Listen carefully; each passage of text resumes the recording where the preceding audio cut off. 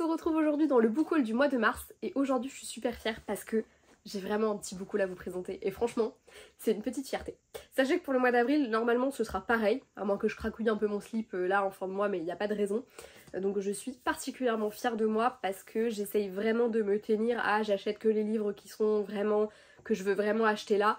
Bah écoutez, pour l'instant ça tient, donc on verra bien si je continue sur cette lancée ou pas, ce serait bien, ne serait-ce que parce que j'aimerais bien enfin passer mon permis et que si je passe mon permis j'aimerais bien m'acheter une voiture dans la foulée, et si je veux m'acheter une bagnole va falloir que je fasse des économies, à un moment donné va falloir être honnête aussi. Du coup ce serait bien que j'achète un petit peu moins de livres, hein, voilà, on va tenter, c'est l'objectif 2024. Bref, c'est parti pour ce petit book haul, petite vidéo du coup, mais écoutez, je vais essayer de vous parler un petit peu plus des romans, ou pas, on verra. Le premier que j'ai acheté ce mois-ci, il s'agit de L'Héritier Insoumis de Daniel Jensen aux éditions Brajlon. On est du coup sur le... Alors je sais pas, je suis pas sûre d'avoir très bien compris parce que de ce que j'avais lu, c'était un espèce de spin-off qui se passait après Le Pont des Tempêtes et je sais plus comment s'appelle le deuxième, La Reine Traîtresse, je crois que c'est ça. J'ai un doute, mais je crois que c'est ce que j'ai lu. Bref, donc il me semblait que ça faisait pas vraiment partie de la même histoire. Mais comme j'ai pas voulu lire le résumé vraiment parce que je ne veux pas du tout me spoiler comme j'ai lu ni le tome 1 ni le tome 2, bah du coup je sais pas trop. Parce qu'à côté de ça, quand tu le scannes nous au boulot, ça te met que c'est le tome 3. Donc je sais pas si c'est le tome 3 ou pas, dites-moi dans les commentaires si jamais vous le savez. Voilà, en tout cas je l'ai acheté parce qu'on est sur une édition limitée et que comme j'ai les deux tomes précédents dans cette édition avec une très jolie couverture, j'aime beaucoup le côté très soft de la couverture. Et bah du coup je l'ai pris là, puis accessoirement il faudrait peut-être que je me lance et que je lise enfin Le Pont des Tempêtes, j'en entends tellement de bien, j'espère que je vais aimer parce que bah sinon ça fera 3 livres qui iront sur Vinted quoi, écoute c'est pas grave. En tout cas je suis très intriguée par cette histoire et j'ai très hâte de la découvrir, voilà donc encore une fois n'hésitez pas à me dire si c'est un spin-off ou pas, sans me spoiler hein, mais j'aimerais bien savoir si du coup c'est vraiment la suite directe ou est-ce que c'est la suite directe mais on va suivre d'autres personnages donc c'est un peu un spin-off et donc si tu lis pas si tu lis pas le tome 3 c'est pas grave ou un truc comme ça. N'hésitez pas à me dire, pas de spoil, je veux pas que vous me résumiez le truc parce que si j'ai envie de savoir je vais lire le résumé et c'est nul, donc voilà, si je vous demande c'est parce que je veux pas me spoil. Parce que je suis là pro pour ça, il faut quand même le reconnaître. J'ai acheté, d'ailleurs je l'ai déjà lu, je vous l'ai déjà présenté parce que je l'attendais avec tellement d'impatience. The Blood Traitor de Lynette Noni aux éditions Hachette. Je ne me répéterai jamais assez, mais il s'agit là d'une de mes sagas favorites. Elle a vraiment rejoint le rang de mon... Je pense qu'elle fait partie de mon top 3 de toute façon saga, mais on s'en reparle très bientôt parce que je vais reprendre un peu les top 5 sur cette chaîne. Là j'ai déterré des vieux articles top 5 que je faisais à l'époque et je pense qu'il y a un truc qui arrive bientôt là. On va s'en reparler un petit peu des tops. Donc en tout cas... Voilà, saga très cher à mon cœur, le tome 3 était complètement à la hauteur de mes attentes, je regrette pas du tout d'avoir attendu aussi longtemps pour le lire parce que franchement, petite pépitas et je vous conseille vraiment de découvrir cette saga. En plus, plus vraiment d'excuses, les 3 tomes sont sortis et en plus elle commence à sortir en poche. Let's go bitches. Ensuite, je me suis pris le tome 3 de The Bodyguards, enfin de Bodyguards tout court d'ailleurs, de Laura Wilde, le tome 3, donc Sawyer, que je viens de lire il y a très peu de temps, donc n'hésitez pas à rester connectés, vous retrouverez très vite mon update lecture dans lequel je vous parle de ce petit bébé, c'est celui que j'ai pour l'instant j'avoue le moins aimé, mais peut-être aussi parce que j'ai mis plus longtemps à le lire, sachant que j'étais pas hyper à fond dedans, j'avais trop de trucs à faire en fait à côté, mais on en reparle très vite dans l'update où je vous en parle de toute façon.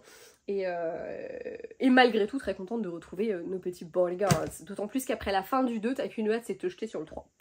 Voilà, je me suis acheté Mission Zéro Faute de Cyril Ferro chez HarperCollins. On est sur un petit livret avec à chaque fois une leçon de français et des petits exercices, c'est tout ce que j'aime.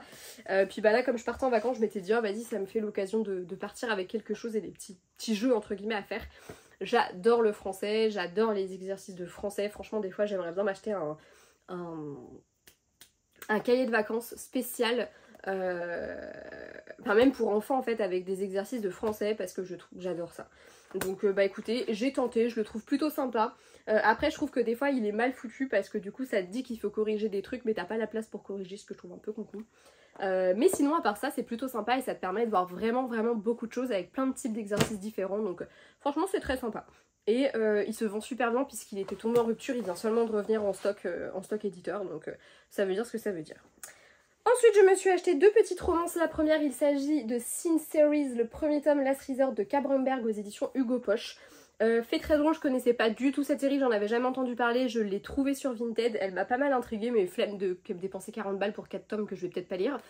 Et comme par hasard, elle sortait juste après en poche, donc je me suis dit bah allez, je vais tenter le tome 1, et si ça me plaît, et bah on continuera la saga en poche, et si ça me plaît pas, et bah go Vinted, parce que Vinted c'est la vie. Voilà. Je me suis pris L'homme de la situation de Lucy Score aux éditions de Michel Lafon, parce que j'ai beaucoup aimé le roman de Lucy Score que j'ai aimé. D'ailleurs j'ai toujours la suite dans ma pile à lire et j'ai très hâte de découvrir tout ça. Et j'avoue que le résumé me plaisait bien, donc je me suis laissée emporter et je pense que je vais le mettre dans ma pile à lire du mois de mai. Parce qu'il me tente vraiment bien et je me dis que ça pourrait être fortement sympa, ma foi, de lire ça au mois de mai. Je sais pas, voilà, j'ai envie, on verra. Et enfin le dernier, je vous avais pas menti, il n'y a pas grand chose comme livre, le dernier roman de ce book haul, il s'agit de Femlandia de Christina Delcher aux éditions Pocket. Christina Delcher, c'est une autrice qui est très chère à mon cœur, elle fait de très très bonnes dystopies, très souvent hyper féministes et très engagées, et je trouve ça toujours incroyablement bien foutu. Parce que franchement, des fois on a vraiment l'impression qu'on est à un pas de tomber dans ce truc là, et je trouve ça merveilleux. J'ai adoré Vox qui doit être là. Et également QI que j'ai prêté, que j'ai jamais récupéré, qu'à mon avis je ne le récupérerai jamais, mais c'est pas grave, de toute façon je l'ai lu, je le relirai pas. Et du coup bah là avec la sortie en poche de Femlandia, je n'ai pas pu m'empêcher de craquer parce que j'avais très hâte de le découvrir. Voilà, je ne sais pas quoi en penser, j'en ai pas lu beaucoup d'avis et j'ai pas envie de me lancer dedans en ayant lu plein d'avis de toute façon. Parce que comme ça je me ferai le mien complètement vierge de toute pensée négative ou pas d'ailleurs. Et bah écoutez, j'espère vous en reparler très vite parce que franchement il me tente de ouf. Voilà. Bah écoutez, c'est déjà tout pour ce book haul. On n'a pas l'habitude qu'il soit aussi rapide. Hein. Franchement, je suis super fière de moi, vous n'imaginez même pas. Espérons garder ce cap. Franchement, pour l'instant, ça me paraît plutôt bien parti. Là, il y a au moins 2 sorties en fin de... une cette semaine, au moment où je filme cette vidéo. Et une la semaine prochaine, ou celle d'après, je sais plus. Non, celle d'après, je crois. Bref, il y a 2 sorties là qui me tentent, qui vont... arriver dans les 2-3 semaines à venir. Mais sinon, normalement, je dis bien normalement, il ne devrait pas y avoir d'autres achats pour le mois d'avril. Donc on est plutôt bien parti, je trouve ça plutôt cool et espérons que je reste sur cette lancée. J'espère que cette vidéo vous aura plu en tout cas et vous avoir donné envie de découvrir certains de ces romans. Comme d'habitude, si une lecture commune vous intéresse sur un de ces titres, n'hésitez pas à me faire signe, ce sera avec grand plaisir. Et puis en attendant, je vous fais de très gros bisous et je vous dis à bientôt. Ciao!